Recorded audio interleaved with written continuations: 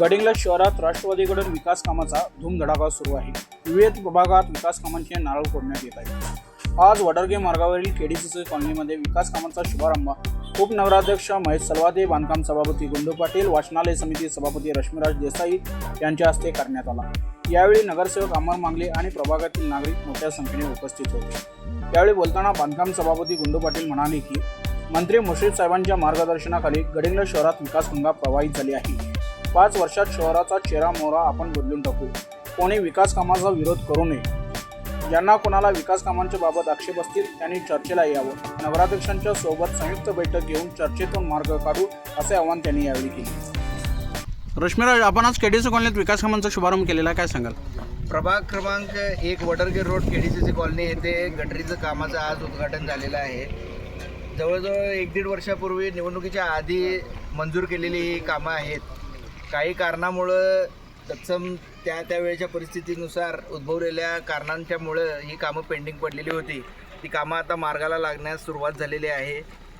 नागरिकांच्या त्या भागातील नागरिकांच्या मधून नगरपालिकेमार्फत होणाऱ्या कामांबद्दल समाधान व्यक्त केलं जात आहे।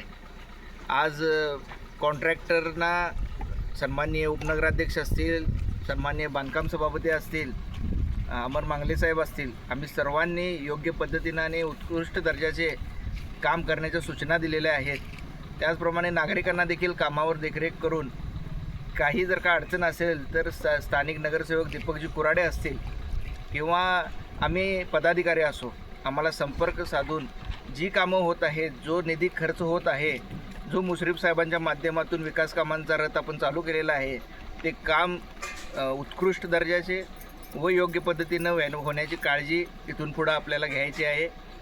असा विकास कामाचा हा रथ आपण इथंच पुढं चालू ठेवू आणि जी उर्वरित कामं असतील ती येत्या कालावधीमध्ये मार्गी लावू। गुंडोजा, एकीकडे राष्ट्रवादीकडून शहरात अनेक प्रभागात विकासाचे नारळ फोडण्यात येत आहेत, पण भाजपकडून काही कार्यकर्त्यांनी RTIचे अधिकार वापरणे किंवा विकास कामावर सातत्याने टीका करणे असे प्रकार होत आहेत, काय सांगाल? तुम्ही आता हा प्रश्न विचारला।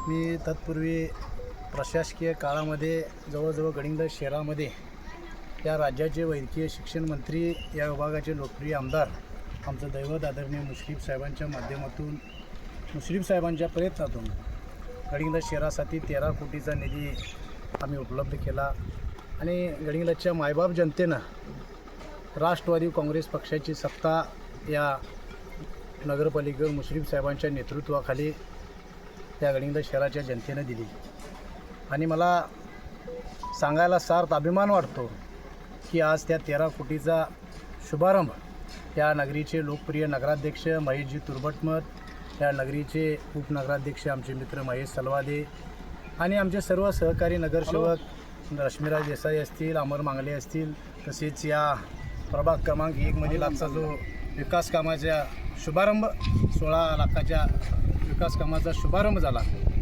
त्या प्रभागाच्या नगरसेविका कुराडेताई असतील, किरण अण्णा कदम असतील, तसेच उदयराव जोशी साहेब असतील आणि या भागातील सर्व आमचे राष्ट्रवादी काँग्रेसचे कार्यकर्ते असतील, तसेच या भागातील नागरिक असतील, या सर्वांच्या प्रयत्नानं आज गडिंग्लज शहरामध्ये विकास गंगा चालू आहे।